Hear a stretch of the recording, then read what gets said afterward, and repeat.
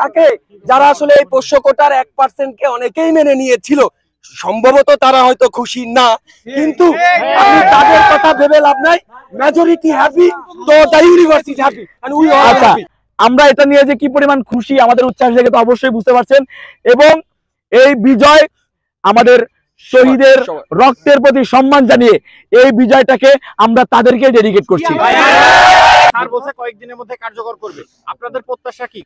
কয়দিন আপনারা সময় দিবেন? দেখেন 24-25 শিক্ষাবর্ষের ভর্তি বিজ্ঞপ্তির ভিতরে থাকলে আমাদের হবে, সেখান থেকে যদি কার্যকর করা হয় তাহলে আমাদের হবে, এবং স্যার সেই কথা দিছে, এবং আমরা বিশ্বাস রাখতেছি মাননীয় উপাচার্যর উপর যে তিনি এই অবশ্যই এটা কার্যকর করবেন, এবং তিনি যেহেতু প্রতিশ্রুতি দিয়েছেন মিডিয়ার সবার সামনে, এবং তিনি প্রতিশ্রুতি রক্ষা করার মতো একটা মানুষ আমরা বিশ্বাস করি, এজন্য এটা আই থিঙ্ক তিনি সর্বোচ্চটা দিয়ে তিনি সমূলে উৎপাদন করবেন এই পোষ্যকোটাটাকে। আপনাদের ধরুন সবগুলা মিডিয়ার সামনে যেহেতু তিনি প্রকাশ্যে বলছেন, এটা একটা ভ্যালিডিটি এবং এটা একটা লিগ্যাল ভ্যালিডিটি আছে, রাইট?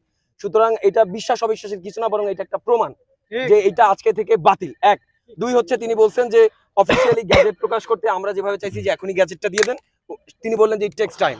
সুতরাং কিন্তু আমরা বলছি যে হাউ লং, তখন তিনি বললেন যে আমরা 24-25 যে শিক্ষাবর্ষের যে ভর্তি পরীক্ষা আছে সেইটার আগে থেকেই এটা কার্যকর হয়ে যাবে। সুতরাং এটা নিয়ে আমাদের ফার্দার আর কোনো কথাবার্তা থাকার প্রয়োজনই নাই, আমরা এখন থেকে ধরেই নিচ্ছি, ধরে নেওয়ার কিছু না, এটা অফিসিয়ালি মানে যেহেতু প্রেস রিলিজ দেওয়া হয়ে গেছে, সুতরাং আজকে থেকে রাজশাহী বিশ্ববিদ্যালয় আর পোষ্য কোটার কোনো ধরনের কোনো যৌক্তিকতা কিংবা কোনো স্ট্যান্ডিং নাই।